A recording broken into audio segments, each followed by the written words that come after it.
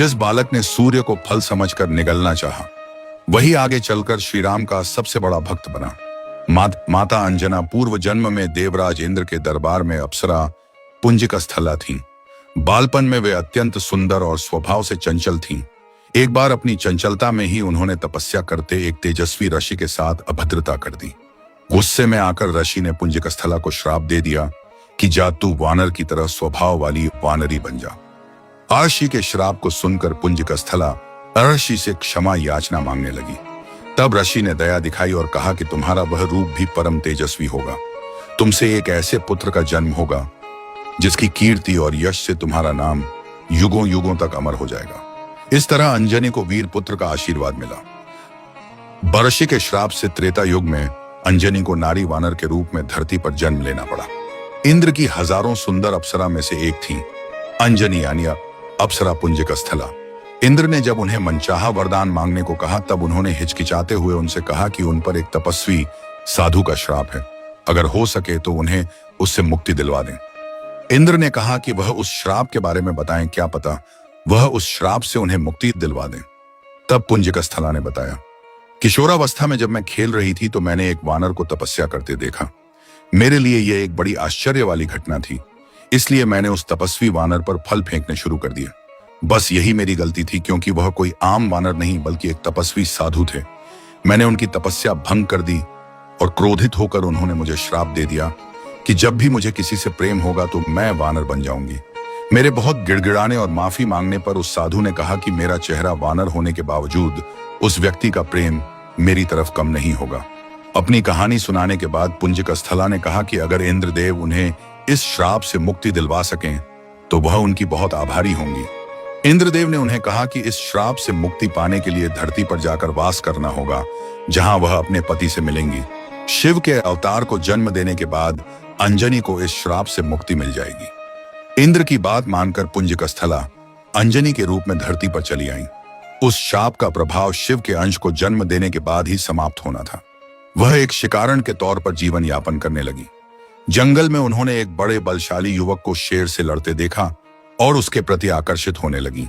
जैसे ही उस व्यक्ति की नजरें अंजनी पर पड़ी, अंजनी का चेहरा वानर जैसा हो गया। अंजनी जोर जोर से रोने लगी।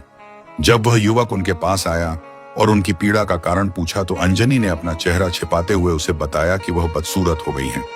अंजनी ने उस बलशाली युवक को दूर से देखा था, लेकिन जब उसने उस व्यक्ति को अपने समीप देखा तो पाया कि उसका चेहरा भी वानर जैसा था। अपना परिचय बताते हुए उस व्यक्ति ने कहा कि वह कोई और नहीं, वानर राज केसरी हैं, जो जब चाहें इंसानी रूप में आ सकते हैं। अंजनी का वानर जैसा चेहरा उन दोनों को प्रेम करने से नहीं रोक सका और जंगल में केसरी और अंजना ने विवाह कर लिया। केसरी और अंजना ने विवाह कर लिया, पर संतान सुख से वंचित थे। अंजना अपनी इस पीड़ा को लेकर मतंग ऋषि के पास गई। तब मतंग ऋषि ने उनसे कहा, पंपा सरोवर के पूर्व में नरसिंह आश्रम है। उसकी दक्षिण दिशा में नारायण पर्वत पर स्वामी तीर्थ है। वहां जाकर उसमें स्नान करके 12 वर्ष तक तप एवं उपवास करने पर तुम्हें पुत्र सुख की प्राप्ति होगी। अंजना ने मतंग ऋषि एवं अपने पति केसरी से आज्ञा लेकर तप किया था। 12 वर्ष तक केवल वायु पर ही जीवित रही। एक बार अंजना ने शुचि स्नान करके सुंदर वस्त्राभूषण धारण किए। तब पवनदेव ने अंजना की तपस्या से प्रसन्न होकर उस समय उनके कान में प्रवेश कर उन्हें वरदान दिया कि तुम्हारे यहाँ सूर्य, अग्नि एवं सुवर्ण के समान तेजस्वी वेद वेदांगों का मर्मज्य विश्ववंद्य महाबली पुत्र होगा। इस आशीष के बाद वे भगवान शिव की आराधना और तपस्या में लीन रही। तब प्रसन्न होकर शिव ने उन्हें वरदान मांगने को कहा। अंजना ने शिव को कहा कि साधु के श्राप से मुक्ति पाने के लिए उन्हें शिव के अवतार को जन्म देना है, इसलिए शिव बालक के रूप में उनकी कोख से जन्म लें। तथास्तु कहकर शिव अंतर ध्यान हो गए। इस घटना के बाद एक दिन अंजना शिव की आराधना कर रही थी और दूसरी तरफ अयोध्या में महाराज दशरथ अपनी तीनों रानियों कौशल्या, सुमित्रा और कैकेयी के साथ पुत्र रत्न की प्राप्ति के लिए पुत्र कामेष्टि यज्ञ कर रहे थे। यज्ञ की पूर्णाहुति पर अग्निदेव ने खीर का स्वर्ण पात्र दिया और कहा कि यह खीर राजा की तीनों रानियों को खिला दो, राजा की इच्छा पूर्ण होगी। अग्निदेव से मिली खीर को राजा दशरथ ने अपनी तीनों रानियों को बांट दिया। कैकेयी को जब खीर मिली तो चील ने झपट्टा मारकर उसे छीन लिया और उड़ गई। उड़ते उड़ते जब वह अंजना माता के आश्रम के ऊपर से गुजर रही थी, तब माता अंजना ऊपर की ओर देख रही थी और उनका मुंह खुला होने की वजह से खीर उनके मुंह में गिर गई और उन्होंने उस खीर को ग्रहण कर लिया।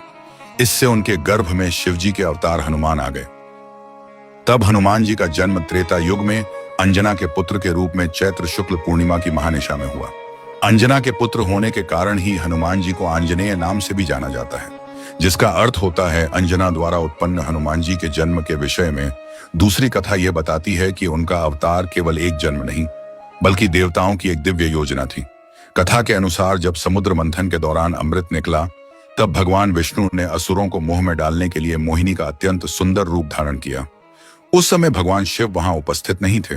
बाद में जब शिवजी ने मोहिनी रूप के बारे में सुना, तब उनके मन में उस अद्भुत रूप को देखने की इच्छा जाग उठी। शिवजी भगवान विष्णु के पास पहुंचे और उनसे मोहिनी रूप पुनः दिखाने का आग्रह किया। भगवान विष्णु ने अपने प्रिय भक्त और मित्र शिव की इच्छा का सम्मान करते हुए फिर से मोहिनी रूप धारण किया। मोहिनी का वह अलौकिक सौंदर्य और माया इतनी अद्भुत थी कि उसे देखकर स्वयं महादेव भी मोहित हो गए। उसी क्षण शिवजी के शरीर से एक दिव्य तेज प्रकट हुआ। वह कोई साधारण तेज नहीं था, बल्कि स्वयं शिव की अपार शक्ति थी। देवताओं ने समझ लिया कि यह तेज भविष्य में अधर्म के विनाश के लिए जन्म लेने वाला है। इसलिए सप्त ऋषियों और भगवान विष्णु की आज्ञा से पवन देव ने उस दिव्य तेज को अपने साथ सुरक्षित रख लिया। उसी समय माता अंजना मतंग ऋषि के आश्रम के पास घोर तपस्या कर रही थी। उनकी इच्छा थी कि उन्हें स्वयं शिव के समान प्रतापी पुत्र प्राप्त हो। पवन देव उस दिव्य तेज को लेकर माता अंजना के पास पहुंचे और उनके कान के माध्यम से उस तेज को उनके गर्भ में स्थापित कर दिया। कुछ कथाओं में यह भी कहा जाता है कि राजा दशरथ के पुत्र कामेष्टि यज्ञ की खीर का अंश भी पवन देव ने अंजना माता तक पहुंचाया था। इस प्रकार शिव का रुद्र तेज और यज्ञ का दिव्य प्रसाद दोनों मिलकर हनुमान जी के अवतार का कारण बने। चैत्र पूर्णिमा के पावन दिन माता अंजना ने एक तेजस्वी बालक को जन्म दिया, जिसका शरीर स्वर्ण के समान चमक रहा था, जिसकी शक्ति अतुलनीय थी और जिसका तेज देवताओं को भी आश्चर्यचकित कर रहा था। वही बालक आगे चलकर संसार में हनुमान के नाम से प्रसिद्ध हुआ। हनुमान जी को शंकर सुवन इसलिए कहा जाता है क्योंकि वे शिव के अंश हैं, और केसरी नंदन इसलिए कहा जाता है क्योंकि उनका पालन पोषण वानर राज केसरी के पुत्र के रूप में हुआ। उनका जन्म इस बात का प्रतीक है कि जब जब संसार में अधर्म बढ़ता है, तब देव शक्तियां मिलकर धर्म की रक्षा के लिए अवतार लेती हैं। हनुमान जी के जन्म में शिव की शक्ति, विष्णु की माया, पवन देव का वेग और माता अंजना की तपस्या चारों का अद्भुत संगम था। इसलिए हनुमान जी केवल एक वानर योद्धा नहीं, बल्कि भक्ति, शक्ति, साहस और समर्पण की जीवित मिसाल हैं। आज भी जो भक्त सच्चे मन से उनका स्मरण करता है, उसके जीवन से भय और संकट दूर हो जाते हैं। और यही कारण है कि करोड़ों लोग श्रद्धा से उन्हें बजरंग बली कहकर पुकारते हैं। बाल्यकाल से ही हनुमान असाधारण शक्तियों के स्वामी थे। एक दिन जब उन्होंने उगते हुए सूर्य को देखा तो उन्हें लगा कि आकाश में कोई लाल चमकता हुआ फल है। बालक हनुमान उस फल को खाने के लिए आकाश की ओर उड़ चले। उनकी गति इतनी तेज थी कि देवता भी आश्चर्यचकित रह गए। जब देवराज इंद्र ने देखा कि एक बालक सूर्य की ओर बढ़ रहा है, तब उन्होंने क्रोधित होकर अपने वज्र से हनुमान जी पर प्रहार कर दिया। वज्र लगते ही बालक हनुमान पृथ्वी पर गिर पड़े और उनकी ठोड़ी पर गहरी चोट आई। उसी कारण उनका नाम हनुमान पड़ा, क्योंकि हनु का अर्थ ठोड़ी होता है। अपने पुत्र को घायल देखकर पवन देव अत्यंत क्रोधित हो गए। उन्होंने पूरी पृथ्वी से वायु का प्रवाह रोक दिया। सांस रुकने लगी। देवता और मनुष्य तड़पने लगे। चारों ओर हाहाकार मच गया। तब सभी देवता मिलकर पवन देव को शांत करने पहुंचे। देवताओं ने बालक हनुमान को अनेक दिव्य वरदान दिए।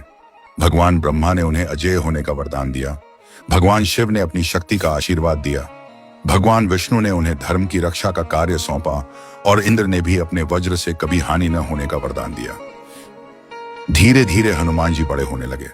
उनकी शक्ति इतनी अपार थी कि बचपन में वे ऋषियों के आश्रम में पहुंचकर कभी उनका कमंडल छिपा देते तो कभी उनकी साधना में शरारत कर बैठते। ऋषियों ने उनकी बाल लीलाओं से परेशान होकर उन्हें श्राप दिया कि वे अपनी शक्तियों को भूल जाएंगे और तभी याद करेंगे जब कोई उन्हें उनकी शक्ति का स्मरण कराएगा। समय बीतता गया और त्रेता युग में जब भगवान राम वनवास के दौरान सीता माता की खोज कर रहे थे, तब उनकी भेंट हनुमान जी से हुई। जैसे ही हनुमान जी ने श्री राम को देखा, उनके हृदय में अद्भुत प्रेम और भक्ति जाग उठी। उसी क्षण उन्हें अपने वास्तविक उद्देश्य का ज्ञान हो गया। हनुमान जी ने पहली बार श्री राम के चरणों में झुककर स्वयं को उनका सेवक घोषित किया और उसी दिन से उनका जीवन केवल राम भक्ति के लिए समर्पित हो गया। कहते हैं संसार में अनेक वीर हुए, अनेक ज्ञानी हुए, लेकिन हनुमान जी जैसा भक्त न कभी हुआ और न कभी होगा, क्योंकि उन्होंने शक्ति को कभी अहंकार नहीं बनने दिया और भक्ति को ही अपना सबसे बड़ा धर्म माना। इसके बाद हनुमान जी ने श्री राम की सेवा को ही अपना जीवन बना लिया। जब माता सीता का पता लगाने का समय आया, तब समुद्र पार करने का साहस किसी में नहीं था। तभी जांबवान ने हनुमान जी को उनकी भूली हुई शक्तियों का स्मरण कराया। यह सुनते ही हनुमान जी का आत्मविश्वास जाग उठा और उन्होंने विराट रूप धारण कर लिया। वे पर्वत शिखर पर चढ़े और श्री राम का स्मरण करते हुए एक ही छलांग में समुद्र पार करने निकल पड़े। मार्ग में सुरसा ने उनकी परीक्षा ली। सिन्हिका ने उन्हें रोकने का प्रयास किया, लेकिन हनुमान जी ने बुद्धि और बल से हर बाधा को पार कर लिया। लंका पहुंचकर उन्होंने अशोक वाटिका में माता सीता को खोज निकाला और श्री राम की मुद्रिका देकर उन्हें आश्वस्त किया कि प्रभु शीघ्र ही उन्हें वापस ले जाएंगे। माता सीता की आंखों में आशा लौट आई और हनुमान जी का हृदय भक्ति से भर उठा। इसके बाद उन्होंने रावण की लंका में अपना पराक्रम दिखाया, अशोक वाटिका उजाड़ दी, अनेक राक्षसों को परास्त किया और जब उनकी पूंछ में अग्नि लगाई गई, तब उसी अग्नि से पूरी लंका को जला डाला। लेकिन माता सीता की रक्षा का पूरा ध्यान रखा। युद्ध के समय जब लक्ष्मण मूर्छित हुए, तब हनुमान जी संजीवनी बूटी लाने हिमालय पहुंचे और बूटी पहचान न पाने पर पूरा पर्वत ही उठा लाए। उनके इस अद्भुत पराक्रम से लक्ष्मण के प्राण बच गए और पूरी वानर सेना में हर्ष छा गया। रावण वध के बाद जब श्री राम अयोध्या लौटे, तब भी हनुमान जी ने कभी अपने पराक्रम का अभिमान नहीं किया। उन्होंने केवल प्रभु के चरणों की सेवा को ही सबसे बड़ा पुरस्कार माना। कहा जाता है कि आज भी जहां कहीं श्री राम का नाम लिया जाता है, वहां हनुमान जी अदृश्य रूप से उपस्थित रहते हैं, क्योंकि उनके लिए प्रभु से बड़ा कोई सुख नहीं और भक्ति से बड़ा कोई धर्म नहीं। यही कारण है कि युगों युगों से लोग श्रद्धा और प्रेम से बजरंग बली का स्मरण करते हैं और विश्वास रखते हैं कि सच्चे मन से पुकारने पर हनुमान जी अपने भक्तों की रक्षा अवश्य करते हैं। अगर आपको भी हनुमान जी पर अटूट विश्वास है, तो कमेंट में जय श्री राम जरूर लिखें। हनुमान जी की महिमा सुनकर अगर आपके मन में भी भक्ति जागी हो, तो इस कथा को जरूर शेयर करें। क्रिएटर विनायक वर्मा, आपकी एक एक प्रतिक्रिया हमारे लिए अनमोल है। प्रेम और आशीर्वाद बनाए रखें।